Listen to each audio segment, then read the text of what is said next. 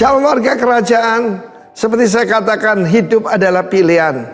Bisa jadi the breaker, penerobos, pendobrak, ya, ataupun menjadi the broken. Iblis dan dunia ingin saudara the broken, menyesali nasib, tidak lagi berani mengangkat kepala. Angkat kepalamu, sebab rajamu segera datang. Dan tentang contoh the breaker ini ada seseorang yang sangat menginspirasi hidup saya. Beliau adalah seorang hamba Tuhan, seorang pendeta Yahya Daniel Dharma. John Lee Cheng Chuan dari Manado, saudara. Sejak dia lahir tahun 1911, dia karirnya apa? Kuli pelabuhan. Pertama di Manado, lalu kemudian di Batavia, lalu kembali dia kerja di KPM, sempat dilatih oleh Angkatan Laut Inggris dan seperti namanya Dharma. Dia mendharma baktikan kepada negaranya Indonesia. Akhir hidupnya, saudaraku, dia sempat jadi laksamana muda, bintang 2 ya, di Angkatan Laut. Tapi dia naik peltu, saudara, pelayan Tuhan, menjadi hamba Tuhan. Saudara Lee Cheng Chuan terkenal sebagai the smuggler, sebagai penyelundup. Bukan penyelundup narkoba, saudara. Dia membawa barang dagangan dari Sumatera melalui, saudaraku, berliku-liku di Kepulauan Riau. Dan ketika aman dia menyeberang, yaitu ke Malaya. Dulu Malaya ya, Malaysia, Singapura. Dan kemudian ke Thailand, di mana dia menjual karet ataupun rempah-rempah yang dari Sumatera. Dan kemudian dia membeli senjata di pasar gelap tentu saja, dan dia bawa kembali. Waktu itu TNI tidak punya banyak senjata. Dan Bapak John Lee ini, saudaraku, sangat berjasa. Bahkan dia, saudaraku, yang membawa senjata kembali. Kan janji Tuhan, the breaker akan keluar dan memasuki pintu-pintu gerbang dan melewatinya. Karena apa? Rajanya jalan di depan. So lihat apa yang dia pegang itu, the Bible. Bahkan majalah Life menulis tentang kehidupannya yang luar biasa. Judulnya The Bible and the Gun. Bagaimana dia mendapatkan senjata untuk tentara Indonesia. Dan selain daripada itu, saudaraku, dia seorang yang sangat pemberani. Karena apa? Orang benar tuh berani seperti singa muda. Pernah satu kali dia sudah tinggal begini, tinggal angkat tangan. Posisi saya ini adalah huruf H, huruf kelima Ibrani pada zaman dulu. Ada orang yang angkat tangan, apa ini? Menyembah Tuhan. Ya, kita akan masuk, saudara, pada waktu ini kita akan sudah masuk Yom Kippur. Itu waktu untuk tesyufa. Tesyufa itu bertobat. Tefillah, berdoa, dan sedekah menjadi righteous. Nah, saudara yang kasih, cerita waktu dia jadi kuli pelabuhan di Manado, dia itu dari dulu tertarik untuk naik ke kapal perang. Saudara harus punya vision dalam hidup ini. Oh, saya cuma kuli pelabuhan, I'm the broken one. No. Dan ketika dia ditolak naik masuk kapal itu karena dianggap inlander lah, bumi putra begitu. Dan ketika kapal perang itu menjauhi pelabuhan, dia berenang ke arahnya dan dia berteriak, one day, satu hari saya jadi kapten kapal seperti kapal perang ini.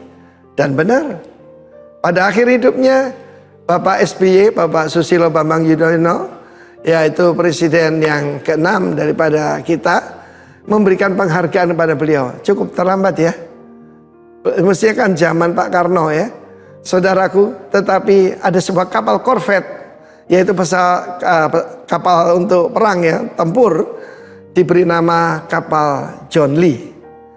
Seorang Kristen dan Tionghoa, double minority, bisa menembus batas. Jadilah penembus batas. Jangan menjadi victim, tapi jadi victor. God bless you. Amin.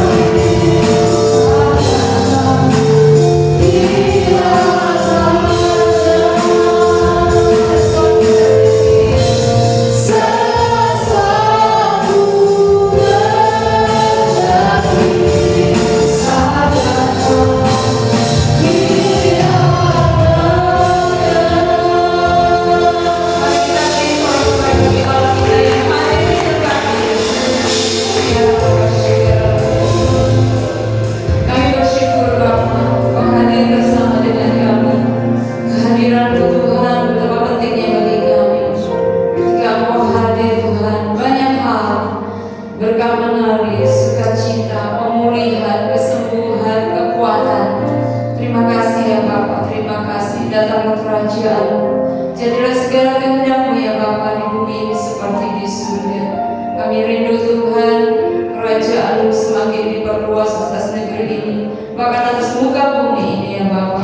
Karena kami tahu Tuhan, Engkau sangat mengasihi dunia ini, sehingga Engkau memberikan putra-Mu, anak-Mu yang tunggal untuk dikorbankan, supaya kami tidak lagi kedapatan telanjang ya Bapa. Terima kasih Tuhan Yesus, terpuji nama-Mu. Saat ini kami mau belajar firman-Mu. Urapi seluruh jemaat yang hadir, beri mereka hati yang mengasihi-Mu ya Tuhan, sehingga setiap firman yang ditabur boleh tertanam dan berbuah lebat. Dalam nama Yesus, Bapak Ibu sama-sama katakan haleluya. Ya, shalom. Hari ini kita akan belajar bersama-sama. Temanya adalah tentang Mission for Revival, yaitu misi untuk kebangunan rohani. Kita lihat Bapak Ibu yang dikasihi Tuhan di dalam kitab Kejadian pasal yang ketiga ayat 20 sampai 24. Mari kita menghormati membaca firman Tuhan pada sore hari ini. Saya undang bangkit ke kiri. Kita baca, tidak usah terburu-buru ya. Kita baca secara pelan saja. 3, 2, 1. Manusia itu memberi nama Hawa kepada istrinya, sebab dialah yang menjadi ibu semua yang hidup. Dan Tuhan Allah membuat pakaian dari kulit binatang untuk manusia dan untuk istrinya itu, lalu mengenakannya kepada mereka. Berfirmanlah Tuhan Allah, sesungguhnya manusia itu telah menjadi seperti salah satu dari kita, tahu tentang yang baik dan yang jahat. Maka sekarang jangan sampai ia mengulurkan tangannya dan mengambil pula dari buah pohon kehidupan itu dan memakannya, sehingga ia hidup untuk selama-lamanya. Lalu Tuhan Allah mengusir dia dari taman Eden, supaya ia mengusahakan tanah dari mana ia diambil. Ia menghalau manusia itu, dan di sebelah timur taman Eden ditempatkannya beberapa kerub dengan pedang yang bernyala-nyala dan menyambar-nyambar untuk menjaga jalan ke pohon kehidupan. Amin. Silakan duduk. Kita akan belajar dari apa yang tertulis dalam kitab Kejadian ini. Next. Bapak Ibu yang dikasihi Tuhan, di ayat yang ke-20 dikatakan bahwa manusia yang Allah ciptakan itu memberi nama Hawa kepada istrinya, sebab dialah yang menjadi ibu semua yang hidup.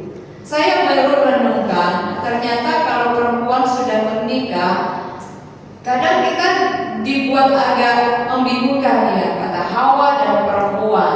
Oh, ini kaum Hawa. Kalau kita lihat pembacaan tadi, ternyata Hawa posisinya setelah dia menjadi istri daripada Adam ya. Sebelum dia menjadi istri daripada Adam, maka namanya bukan Hawa, tapi sebutannya adalah perempuan. Di dalam bahasa Ibrani itu akan lebih sangat jelas. Kalau di sini arti nama Hawa dalam bahasa Ibrani adalah Haya, yaitu artinya hidup, disebutkan ibu segala yang hidup. Kenapa Adam memberi nama yang berbeda, tidak lagi perempuan tapi Hawa? Karena apa? Karena mereka dalam kondisi sedang menuju kepada kematian. Jadi Bapak Ibu yang dikasihi Tuhan, saat kita memberi nama, pastikan bahwa nama itu sangat profetik. Dalam artian nama yang diberikan bagi anak-anak kita itu jangan sembarangan. Asal namanya bagus, keren, udah pakai itu, jangan sembarangan. Saya tidak tahu apakah Kak Dewi sudah mempersiapkan nama buat anaknya yang akan lahir. Sudah siap? Nah, apa namanya? Rahasia? Rahasia. Pasti ada artinya kan? Haleluya. Adik saya ketika dia lahir diberi nama, nah namanya orang tua, dia tidak tahu bahwa arti nama itu tidak baik. Dia kasih nama adik saya. Ketika dia sudah lahir dikasih nama itu, dia sakit-sakitan.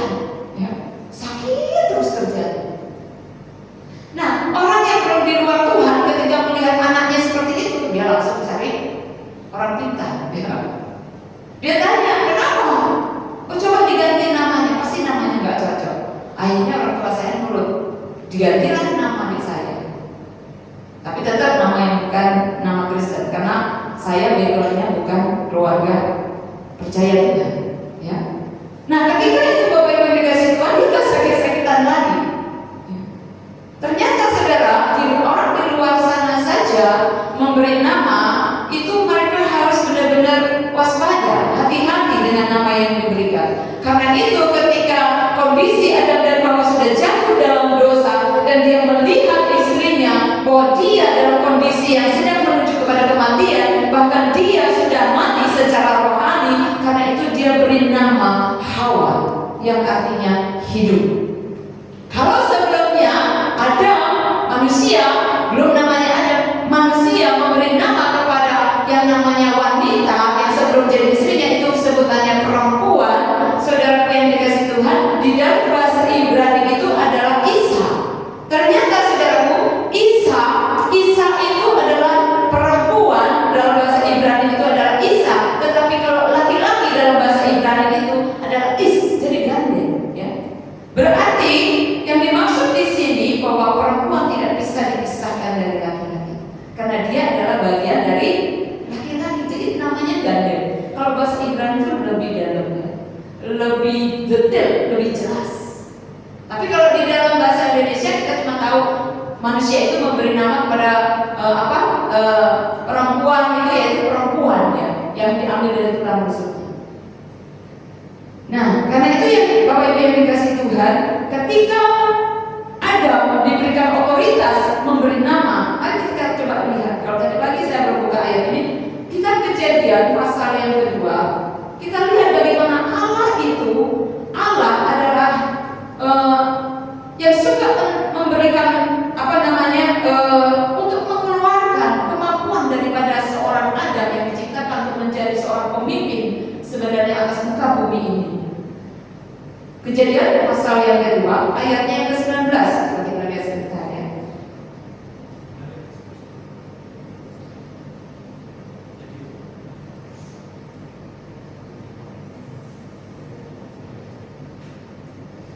Kejadian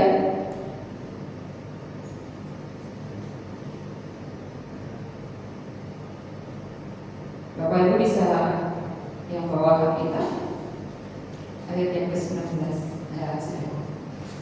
Lalu Tuhan Allah membentuk dari tanah segala binatang hutan dan segala burung di udara, dibawanyalah semuanya kepada siapa? Manusia. Manusia saat itu adalah laki-laki yang dimaksud, ya, bukan perempuan, ya. Bagaimana dibawanya semuanya kepada manusia itu untuk melihat, luar biasa, ya, saudara. Allah menciptakan manusia wujudnya laki-laki dan dia membawanya ke Taman Eden. Di Taman Eden itu masih nggak ada makhluk hidup, kan, cuma tumbuh-tumbuhan. Maka Allah membentuk dari tanah segala binatang, baik juga yang berkaki 4 maupun yang berkaki 2, burung di udara, lalu semuanya itu dibawa kepada manusia itu. Allah mau melihat bagaimana dia memberi nama. Luar biasa, ya. Saudara, kalau saudara dipercayakan anak oleh Tuhan, pastikan saudaraku persiapkan mereka untuk menjadi pemimpin-pemimpin, di mana saudaraku jangan kita sampai membuat mereka, kreativitas mereka terpendam, potensi mereka terpendam, ya.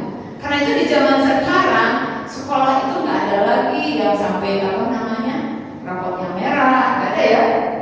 Nggak lagi ada yang namanya ketinggalan kelas.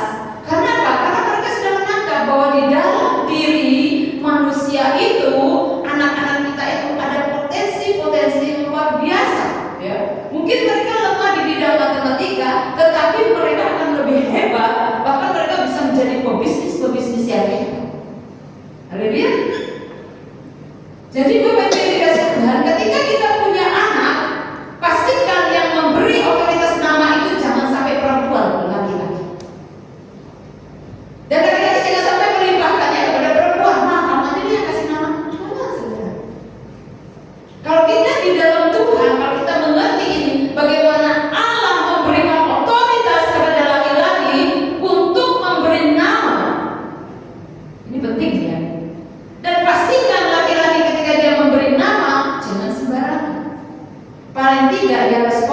dengan Sang Pencipta, dengan Bapa yang di surga.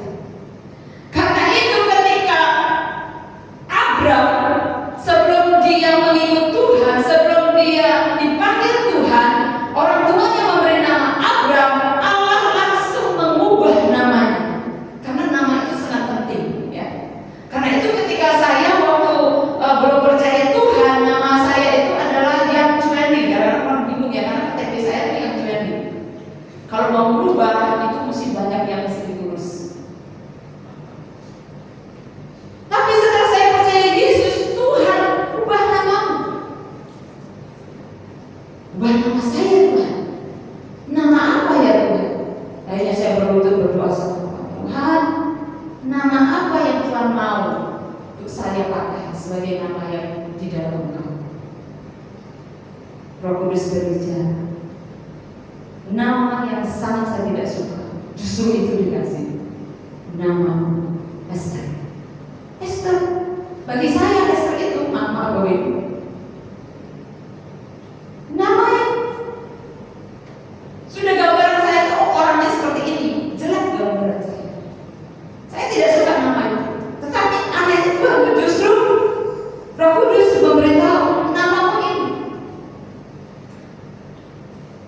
Sampai saudaraku saya akhirnya bertobat, karena saya tidak suka dengan nama Esther, saya tambahkan nama cinta saya.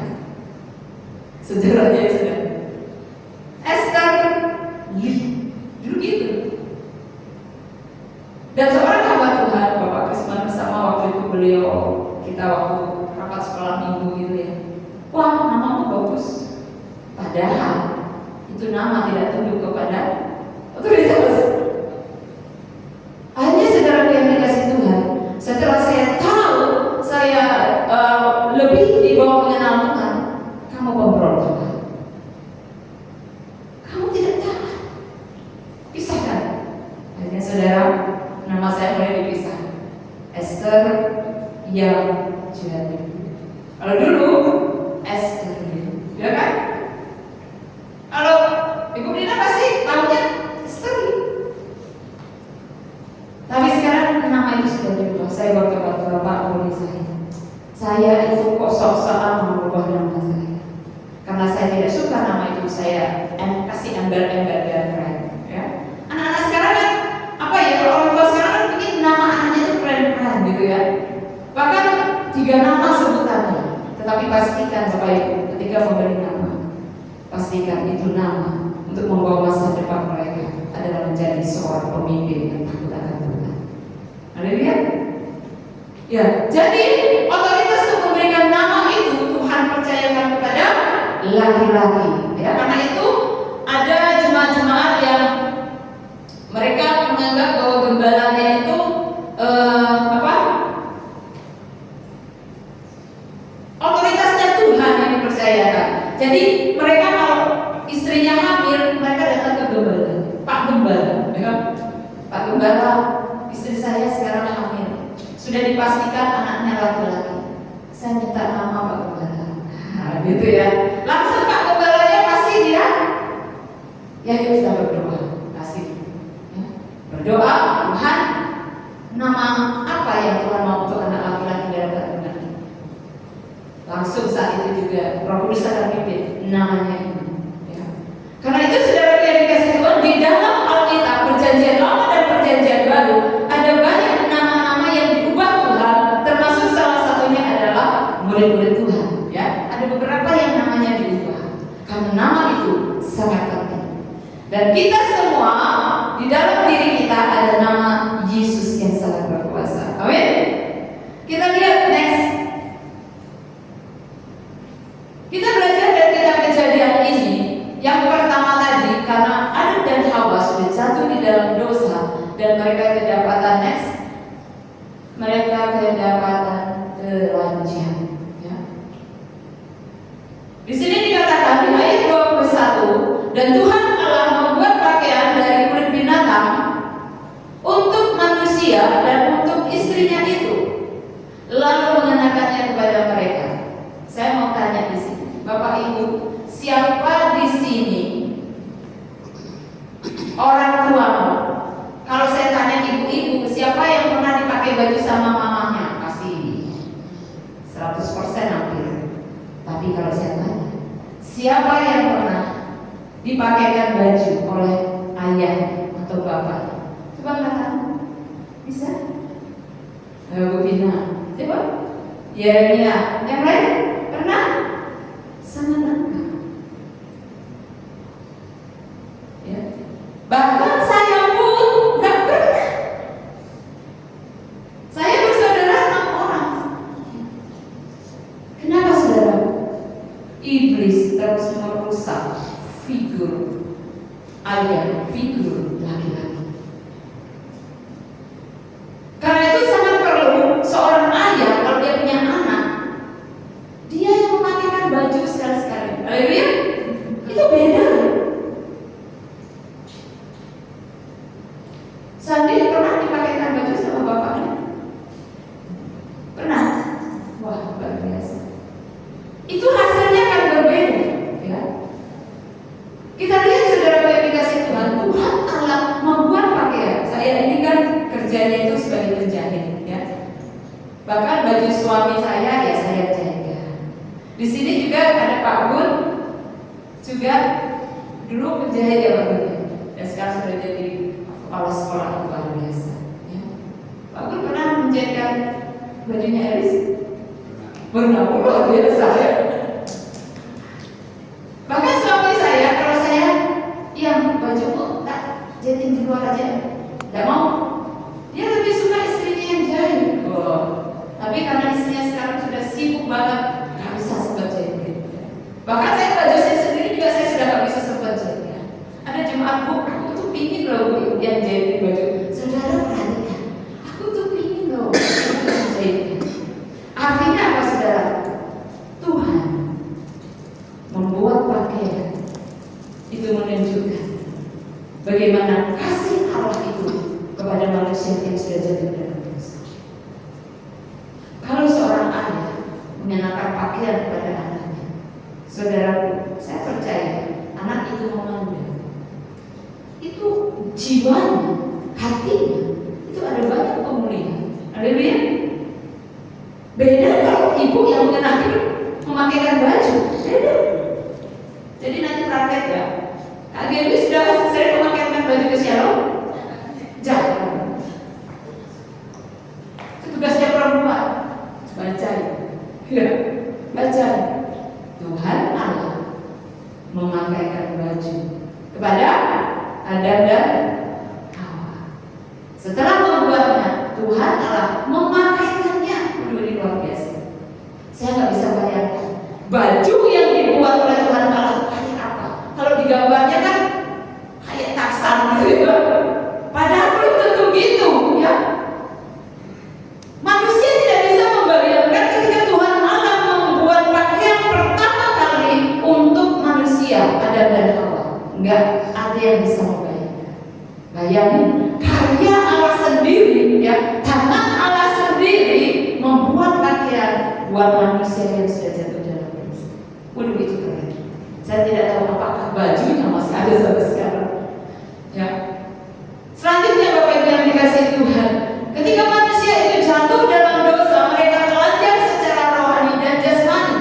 Ketika nanti saya percaya sebentar lagi anak yang Mira akan lahir. Yang pertama, bahwa ketika dia lahir kondisinya apa? Ada yang suka pakai baju lengkap? Wah, bisa lari semua ya. Aneh. Lahir pasti telanjang dan orang tua yang pertama kali pasti mengambil, kalau nggak kain, mereka sudah cepat-cepat persiapkan pakaian. Kenapa? Satu, ketika dia melihat anaknya telanjang, orang tua ketika lahir dia melihat satu, anaknya kedinginan, ya enggak? Harus dipakai baju.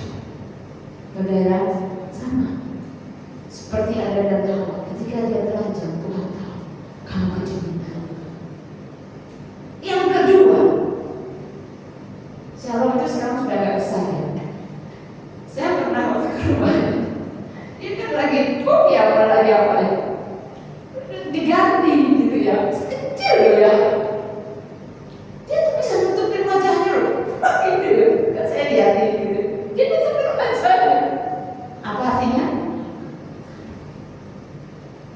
Dia malu loh. Sekecil gitu sudah malu. Saudara, Tuhan tahu ketika manusia jatuh dalam dosa, kondisinya telanjang, dia tahu harga diri, dia merasa malu. Karena itu Tuhan cepat-cepat menyembelih, mengorbankan binatang untuk dituankan, dikenakan kepada dia. Pertanyaan, Tuhan, kenapa mesti binatang? Kenapa Bapak ambil saja pohon kapas dipintal kita ya, diolah jadi baju seperti yang kita pakai saat ini? Kenapa mesti binatang? Ternyata saudara, pakaian untuk menutupi sebuah ketelanjangan harus diambil dari apa? Binatang yang dikorbankan. Mana lebih mahal, baju dari kain kapas atau dari kulit binatang? Kulit binatang. Ya.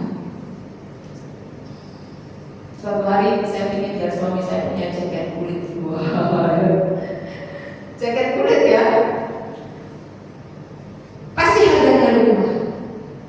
Kita lihat di dalam Kejadian. Oh ya, next. Ini sudah dibuka ayatnya. Saudara perhatikan.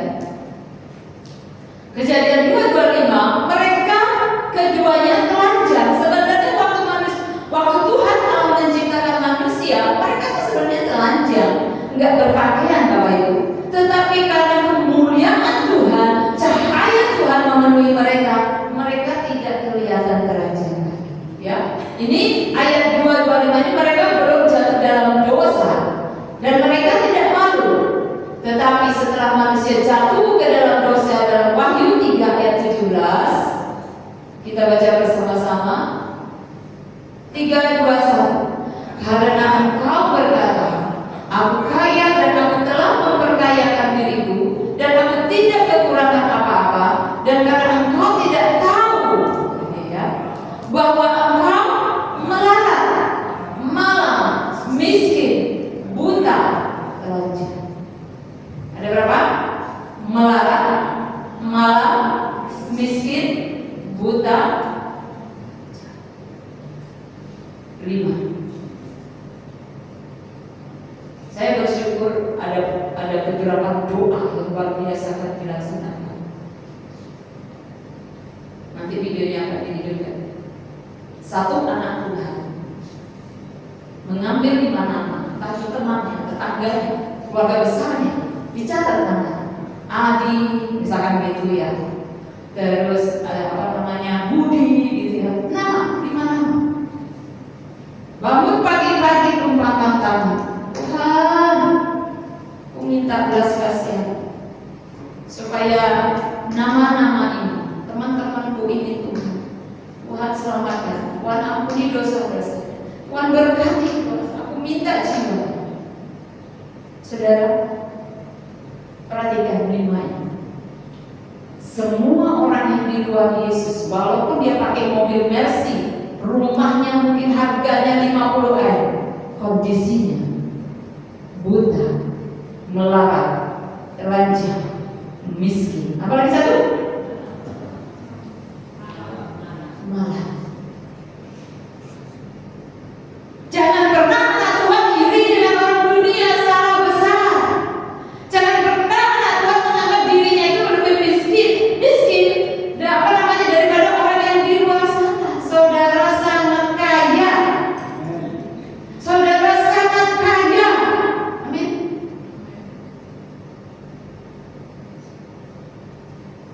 Karena itu ketika kita mengerti ini, kita akan melayani Tuhan itu berbeda. Kita akan melayani Tuhan itu nggak ada loyonya. Kita akan beribadah nggak akan ada loyonya. Saya kalau lagi memuji Tuhan itu, saudara, kenapa Daud dipilih Tuhan? Daud, walaupun seluruh bangsa memandang dia rendah karena dia melompat-lompat untuk Tuhan, karena bara api cintanya yang luar biasa kepada Tuhan, dia nggak peduli. Haleluya. Makanya kalau saya berdoa supaya anak Tuhan di sini terutama apalagi yang namanya generasi muda, tidak ada lagi jaim-jaim. Katakan, jangan jaim-jaim. Mari kita seperti Daud. Nanti saya lihat juga, sambil jangan jaim-jaim. Haleluya. Bagaimana Tuhan Allah begitu baiknya nyanyinya. Jadi apa yang berbeda? Kasih yang begitu besar, kasih yang begitu besar. Ketika dia merasakan di hatinya, Tuhan kau sungguh baik. Haleluya.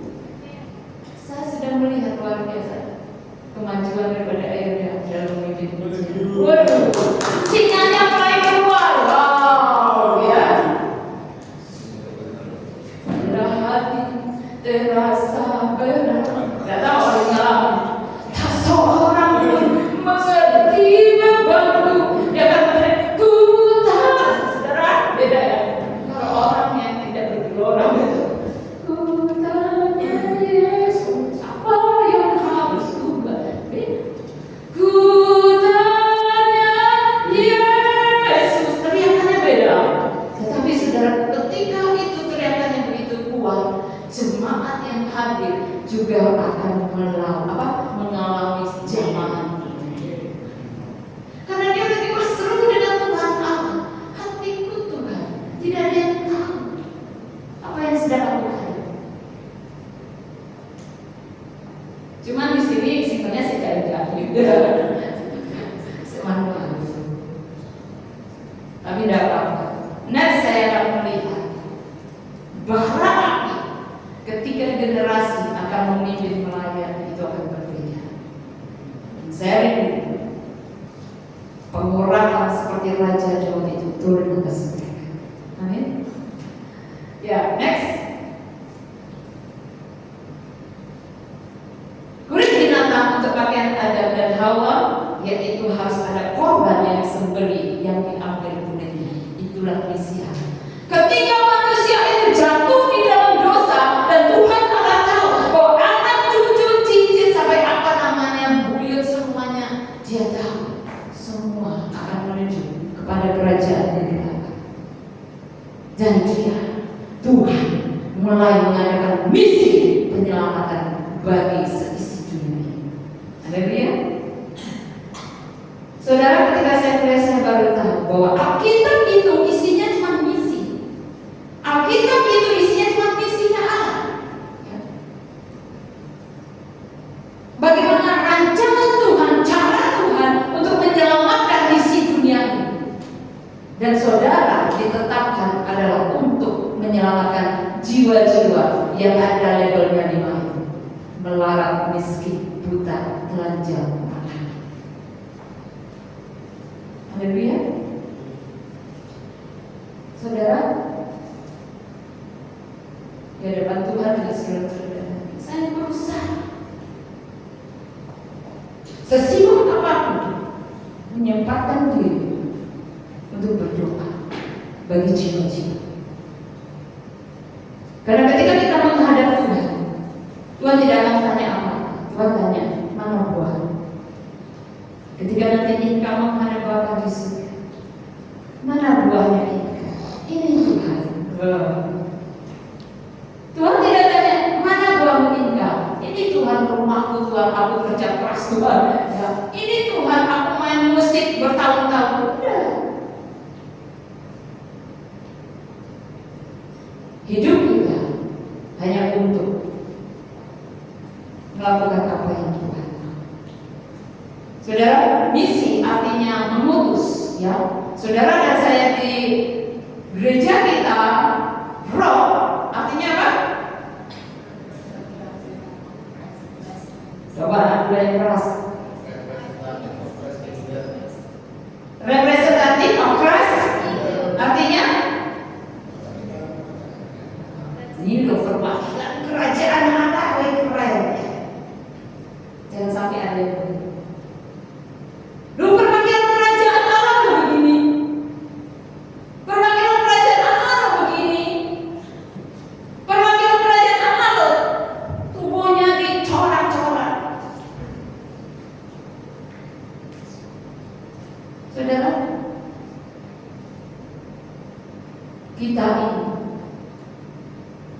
adalah perwakilan kerajaan Allah.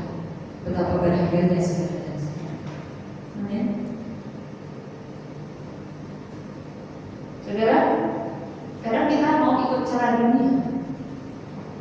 Karena itu saya sering katakan, kenapa anak Tuhan itu banyak sekali ini nggak boleh, pakaian ini aja nggak boleh, boleh nggak ya? Pakaian yang seksi-seksi itu boleh nggak ya? Karena engkau adalah putri, putra kerajaan. Kalau kita lihat kerajaan Inggris, bagaimana penampilan mereka? Duduk aja nggak boleh, Indonesia ya. Oh ini bagus nih duduknya lagi sopan-sopan aja. Duduknya aja masih ada silangannya. Ini perempuan. Ada anak Tuhan saudara, ya puji Tuhan sini Sandi sudah tidak ada. Pekerjaan Tuhan. Modelnya apa ya kok? Modelnya. Saudara, kalau itu disuruh Tuhan, oke lah. Karena dia mau mengizinkan anak-anak yang berandalan juga. Tapi kalau Tuhan tidak suruh, perhatikan. Sampai Tuhan sendiri harus membuat pakaian buat anak-anaknya. Supaya apa? Jangan sampai kelihatan ketelanjangan. Pakaian yang dimaksud nanti dalam kitab Wahyu kalau kita baca adalah pakaian kebenaran. Ya. Bagaimana anak Tuhan hidup benar, hidup kudus di hadapan Tuhan. Saudara bersyukur, saudara adalah utusan Tuhan.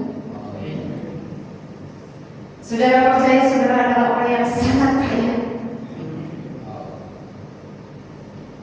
Karena itu tadi pagi saya katakan bagaimana seorang anak Tuhan jadi cleaning service di mall besar di Hotel Jakarta. Mukanya tidak sedih, mukanya tidak bersungut-sungut, mukanya tidak protes sama Tuhan. Kenapa hidupku cuma jadi cleaning service padahal aku punya Allah yang besar. Tapi dia dengan penuh sukacita sambil ngepel toilet yang di mall itu dia nyanyi Hosanna, saya sendiri saudara, indah, dia nyanyi begitu saudara. Wow, saya percaya malaikat di surga, Bapa di surga tersenyum melihat. Nah, saya percaya tidak lama Tuhan akan angkat itu. Haleluya.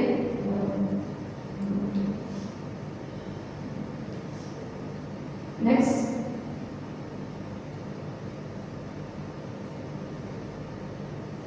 Ayat 22, berfirmanlah Tuhan Allah, sesungguhnya manusia itu telah menjadi seperti salah satu dari kita, tahu tentang yang baik dan yang jahat, dan yang bahaya. Maka sekarang jangan sampai dia mengulurkan tangannya dan mengambil pula dari buah pohon kehidupan. Di dalam taman Eden itu ada pohon pengetahuan yang baik dan yang jahat, dan yang kedua buah apa? Buah pohon kehidupan. Iblis itu sangat jahat, ya, saudara. Nanti kita lihat bagaimana Allah mengirim bukan hanya malaikat biasa, kerub, saudara. Kerub itu levelnya itu di atas malaikat rata-rata, tinggi, punya kekuasaan dan punya kekuatan yang luar biasa. Ketika manusia Adam dan Hawa sudah jatuh di dalam dosa oleh tipu daya iblis, jangan sampai manusia yang ada di dalam taman Eden itu menyentuh yang namanya buah daripada pohon kehidupan itu. Dan iblis berusaha untuk mau supaya manusia mengambil yang kedua itu. Dan itu celaka sudah. Penyelamatan Tuhan sudah tidak bisa memungkinkan. Maka seluruh manusia yang ada di muka bumi ini sudah dipastikan akan binasa. Kita lihat selanjutnya. Saudara lihat tindakan tegas Allah. Orang tua saya katakan tadi pagi, bagaimana kita harus bersikap tegas ketika anak kita sedang menuju jurang maut. Orang tua harus berani menegur. Mungkin mereka sakit, tidak apa-apa selama itu demi kebaikan mereka. Ayat 23, lalu Tuhan Allah mengusir Bisa bayangkan mengusir dia dari Taman Eden supaya ia mengusahakan tanah dari mana ia diambil. Saya percaya Allah Bapa hatinya menangis ketika dia bilang, Adam dan Hawa, engkau harus pergi dari Taman Eden ini. Sama seperti orang tua, kamu misalkan namanya siapa, keluar dari rumah ini. Aduh saudara, itu sakitnya luar biasa. Saudara tahu, Adam dan Hawa menangis dalam berjalan dia diusir, tetapi Allah Bapa yang mengusir dia juga menangis. Dua-duanya menangis. Saudara pernah lihat adegan, mungkin saudara pernah nonton sebuah film bagaimana orang tua harus bersikap tegas. Anaknya nangis, orang tua juga nangis. Pernah lihat nggak film itu? Sama-sama nangis. Saudara, kadang bersikap tegas itu hati ini nggak tega.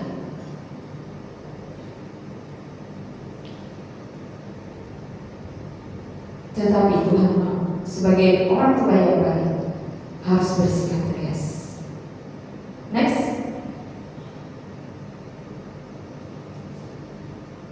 Ayat 24. Ia, yaitu Tuhan, menghalau itu mengeluarkan, ya, dipaksa manusia itu keluar, saudara.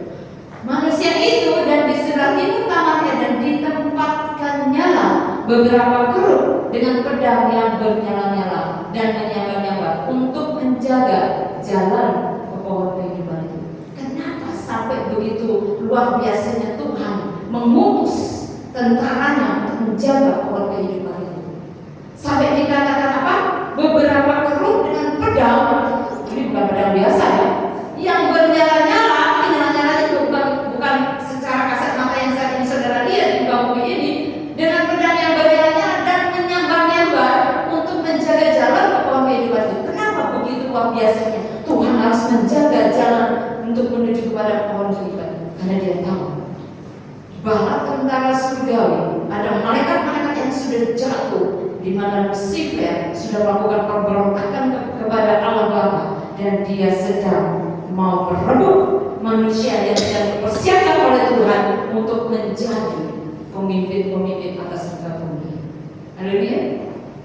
Karena itu saudara, Tuhan mulai memberikan pasukannya, yaitu keruk-keruk untuk menjaga jalan ke pohon kehidupan. Bayang, manusia yang sudah berdosa, yang miskin, buta, melarat, malam, mengambil, saudara perhatikan kondisinya sudah jelek banget ya, mengambil pohon kehidupan yang kekal itu. Artinya apa? Manusia akan selama-lamanya hidup dalam penderitaan, hinaan, dan kebinasaan. Saya ketika merenungkan ini, Tuhan, Kau begitu luar biasa. Kadang anak Tuhan banyak yang salah paham. Kenapa Tuhan aku harus menikah dengan suami seperti ini? Kenapa Kau nggak berikan suami yang sayang dengan aku, Tuhan? Kenapa Tuhan mau berikan aku istri seperti ini? Kenapa Tuhan aku harus punya orang tua seperti ini, Tuhan? Kenapa aku tidak punya orang tua seperti yang di sana? Saudara, banyak pertanyaan. Apakah saya berdiri di sini juga tidak pernah ada pertanyaan? Pernah, saudara. Sampai Pak Gembala saya bingung. Saya bilang, Pak Pendeta, ini saya waktu itu umur 16 tahun, baru dibaptis. Apakah Tuhan yang membuat miskin dan kaya? Dia mau menjabarkannya kan? Harus hati-hati. Karena ada firman-Nya. Allah yang membuat miskin dan membuat kaya. Berarti apakah Allah membuat saya miskin? Pertanyaan anak remaja. Waktu itu saya belum mengerti banyak. Dan Pak Gembala itu waktu itu menjawab dengan penuh senyum, ya. Tapi saya tidak ingat jawabannya sampai sekarang. Yang saya ingat pertanyaan saya saja, karena jawabannya itu tidak jelas, gitu ya. Jadi sampai sekarang saya tidak tahu jawabannya, ya. Tapi saya sekarang percaya Tuhan tidak pernah menciptakan kita miskin, tapi Tuhan menciptakan kita berkelimpahan, berkuasa. Setelah saya tahu itu, saudara, dulu saya minder karena miskin, pendidikan rendah. Tapi ketika saya tahu Allah yang kamu sembah, kamu diciptakan serupa dengan Dia, Allah yang kamu sembah, Allah yang punya langit dan bumi, dan Allah yang kamu sembah itu sekarang ada di dalam kamu. Kamu bukan milik kamu lagi, tetapi Yesus Sang Penguasa dunia ada dalam dirimu. Karena itu kamu bukan lagi orang yang miskin, melarat, buta, telanjang, dan lapar. Amin. Beri tepuk tangan bagi Tuhan. Jadi jangan lagi ada anak yang minder, ya. Jangan lagi ada anak Tuhan yang melongso. Apa itu melongso? Itu bahasa Prancis atau bahasa terakhir? Next. Mari kita baca bersama-sama ini. 3, 2, 1. Misi kebangunan rohani terjadi ketika anak-anak Tuhan menyadari bahwa mereka adalah alat pilihan Tuhan untuk misi kebangunan rohani. Mereka ada di bumi ini adalah utusan perwakilan kerajaan Allah untuk menjadi saksi memberitakan kabar baik, yaitu keselamatan yang dari Tuhan. Kita katakan 3 kali. Amin. Amin. Amin. Mari kita berdoa. Nanti suami saya akan menjelaskan lebih lanjut bagaimana supaya kita semua ini benar-benar berfungsi sebagai perwakilan kerajaan Allah di muka bumi. Nah, kita berdoa. Bapak, kami bersyukur untuk sore hari, sore petang ini ya Bapak. Terima kasih Tuhan.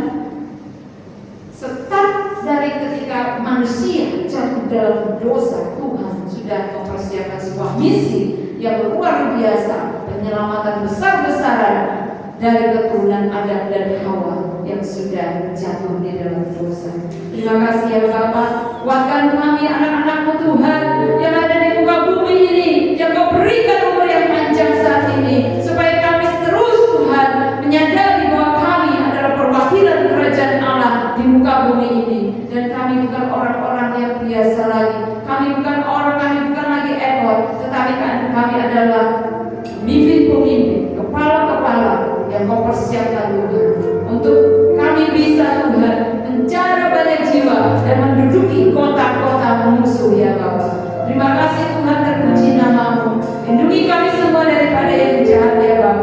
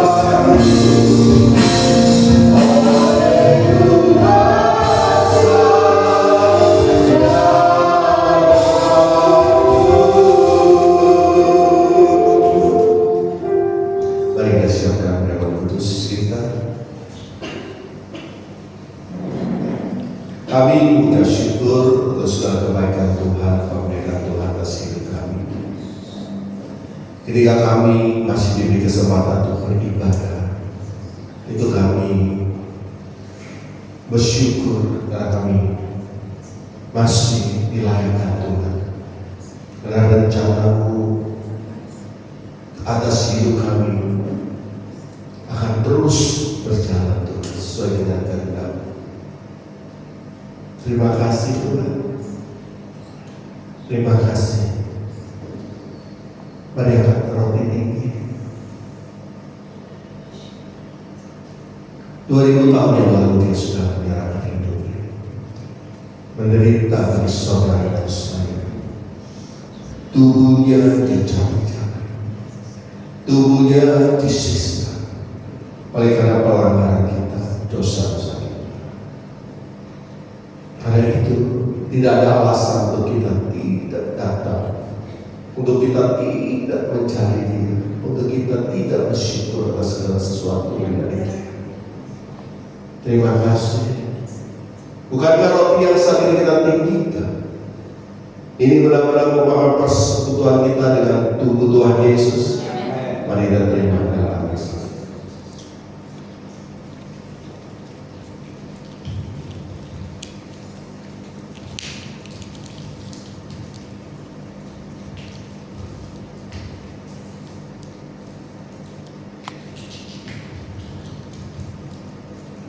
Darahnya sudah dicurahkan bagi kita semua.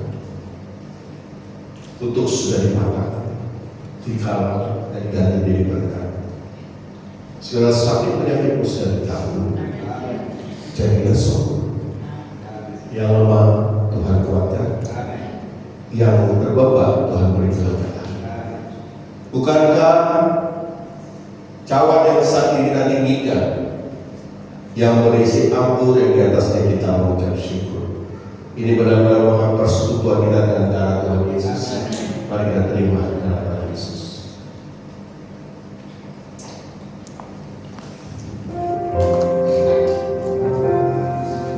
Sikaralah, mari kita puji Dia dan semuanya.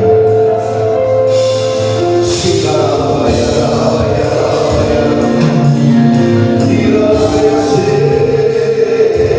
Siapa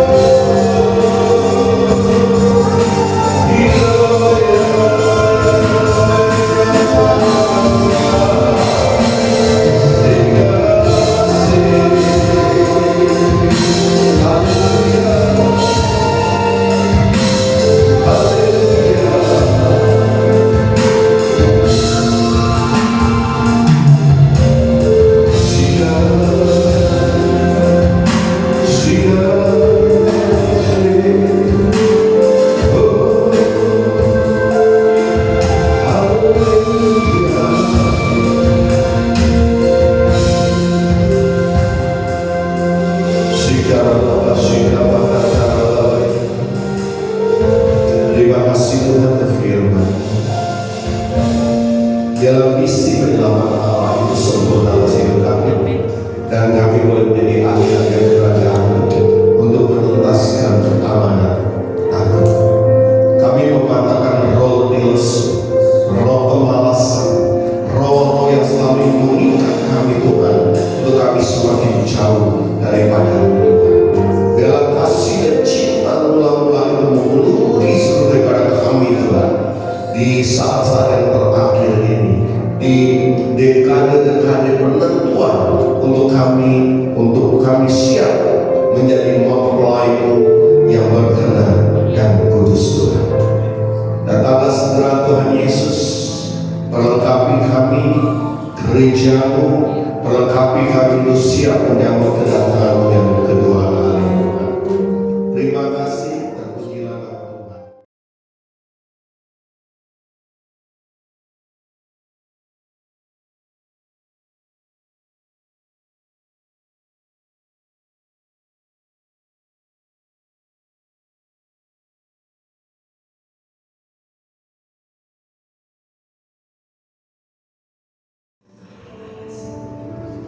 Malam hari ini kami merendahkan diri di hadapan-Mu.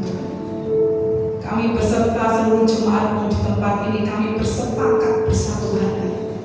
Kami mengangkat tangan kami memberkati kota kami. Firman-Mu berkata, berdoalah bagi kesejahteraan kotamu di mana Engkau aku buang, supaya kesejahteraannya menjadi kesejahteraan. Malam hari ini kami berdoa untuk kota Banyuwangi Tuhan, yang sebentar lagi akan menghadapi pilkada Tuhan. Kami berdoa di dalam nama Tuhan Yesus Kristus, karuniakan keamanan, kelindungan yang kondusif atas kota kami Tuhan. Di dalam nama Tuhan Yesus Kristus, ketika pilkada ini dilaksanakan, kami meminta ketertiban Tuhan. Tidak ada akan kerusuhan, tidak akan ada perayaan-perayaan yang berlebihan Tuhan akan kota kami Tuhan. Kami berdoa biarlah Tuhan orang-orang yang sudah Tuhan tentukan untuk berdiri memerintah atas kota kami, karena kami tahu tidak ada satu pemerintahan yang tidak berasal dari Tuhan. Oleh karena itu kami percaya Tuhan, kami menyerahkan pilkada tahun ini ke dalam tangan-Mu Tuhan. Kami percaya pembalian keadaan akan terjadi atas kota kami. Kami berkata Tuhan, di dalam nama Tuhan Yesus Kristus, kemiskinan tidak akan ada lagi atas kota kami. Sakit penyakit Tuhan, ketelanjangan tidak akan ada lagi atas kota kami Tuhan. Kami mengundang hadirat-Mu, kami mengundang di dalam nama Yesus Kristus Tuhan, kerajaan-Mu datang, kehendak-Mu terjadi atas kota kami tercinta Banyuwangi ini Tuhan. Kami berdoa untuk 7 pilar di kota kami Tuhan. Biarlah Tuhan Engkau memulihkan keadaan kota kami, Engkau memulihkan Tuhan ke-7 pilar atas kota kami Tuhan, supaya pilar-pilar ini menjadi pilar-pilar yang kuat Tuhan untuk menopang kehidupan di kota kami Tuhan. Terima kasih Tuhan, kami meminta karuniakan kesejahteraan bagi kota kami. Kami memberkati kota kami di dalam nama Tuhan Yesus Kristus. Kami juga berdoa untuk transisi pemerintahan di kota kami Tuhan. Jika akan ada Tuhan pemerintahan yang baru terbentuk bagi kota kami, kami percaya Engkau yang memilih presiden kami yang baru. Engkau yang akan menentukan kabinet-kabinet yang duduk di dalam. Kami percaya hati Tuhan ada atas Indonesia. Kami percaya Engkau mencintai bangsa kami Tuhan. Kami berdoa di dalam nama Tuhan Yesus Kristus, biarlah melalui pemerintahan yang baru ini, pemerintahan yang takut akan Tuhan ini Tuhan, boleh membawa bangsa kami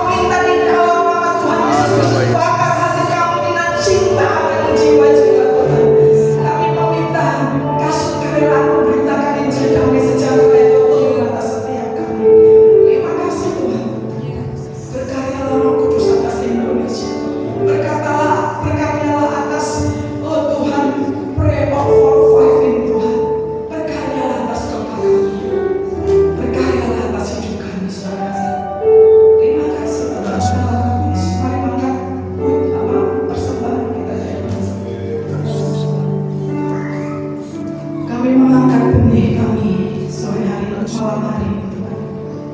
Kami percaya kan seperti Ishak menabur benihnya di tanah itu di tahun ini, maka hamba-Mu Ishak menuainya di tahun itu juga. Demikian juga atas hidup kami. Kami mengatakan bahwa tahun ini adalah tahun prosperity bagi kami. Kami menyatakan di tahun ini Tuhan, melalui keuangan kami akan menjamah banyak jiwa bagi Tuhan. Kami percaya di tahun ini adalah tahun pemulihan keadaan bagi kami Tuhan. Terima kasih Tuhan. Kami percaya siapa yang menabur dengan mencucurkan air mata akan menuai dengan sukacita dan sorak-sorai.